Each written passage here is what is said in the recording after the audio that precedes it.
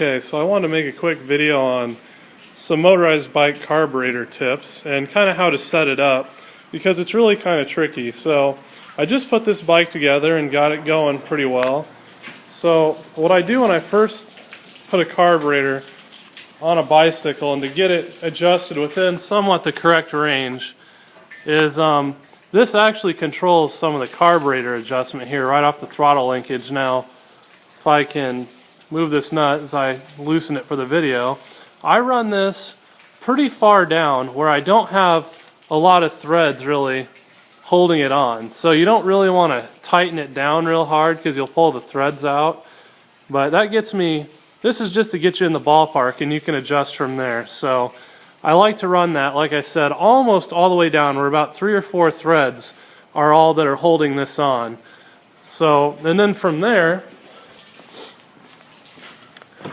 as you can see, the carburetor adjustment as well does something with this.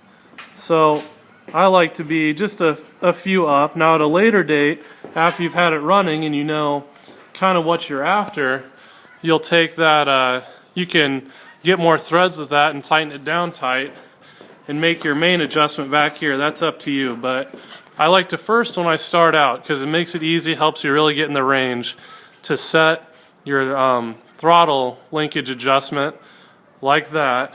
And then, you know, this is only about 2 or 3 turns up off of its seat. So about 3 threads are showing. So that usually works pretty good.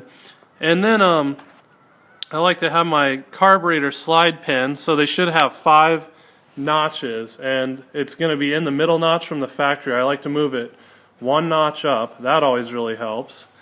But another thing is you have to balance your idle adjustment screw here with your throttle opening, or else it'll just run bad. So what I like to do is if you take this all the way out and then you put it in, you turn it either 10 or 11 turns in to this straight up position, it'll be pretty close to ballpark. They run pretty well like that. What I also like to do is the rubber fuel line they supply is pretty crummy, so I just go up and get some fuel line from the hardware store, or not from the hardware store, from the automotive store. Just some carburetor braided fuel vapor line, so you can get line that's small enough. And then I hose clamp that all on there, so that's good. You never have to worry about that again. But the other thing on top of the carburetor adjustment there is these carburetors have a big problem with vacuum leaks. Now, especially if we look in right here, see how it's a clamp design that clamps onto this intake tube. Now, if you can see this little notch here, a lot of times you'll get a vacuum leak in this area. Now, what I like to do is I take some electrical tape and I wrap it 1 time around. It's best not to overlap it, but have it, you know, even if it's just barely overlapping, but you don't want to have a big overlap because that'll increase the diameter size. But if you just wrap it once there and then kind of maybe put some oil on it and twist the carburetor up on top of it, you don't want to squish it all up or anything because it's not doing its job. But usually that creates a really good seal. A big problem with these NT carburetors is just really how they mount to this tube, and they end up with vacuum leaks. And you'll know it because you'll rev your engine up and it'll be slow to rev down. So if it revs up and when you let off the throttle it revs down real good, you know, that's a sign that you don't have any vacuum leaks and it's running well. But if you were to take your throttle and rev it up and then the idle doesn't come down as fast, and we're talking like maybe 1 or 2 seconds, but you'll know if it's not up and then down really quick, you're either too lean or you have a vacuum leak causing a lean condition. So anyway, that's kind of my general overview. Again, that throttle adjustment that I said, and then this top adjustment and this idle adjustment, 10 to 11 turns in from all the way out where you're holding it in your hand, is about what I go for. So, and again, your adjustment on the carburetor here and the adjustment on the throttle over there is a balance, so you can do it however you'd like, but it works. I like it best like this because it still gives me a big range of adjustment on the carburetor.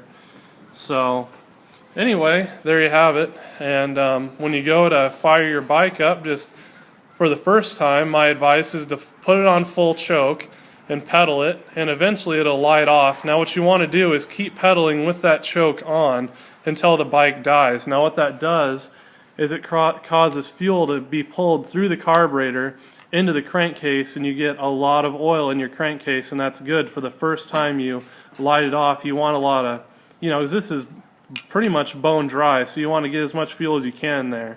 So after it dies, after that first time when you're running it with full choke, then the next time you go to start it, just take your choke all the way off and light it right off, and you should be good.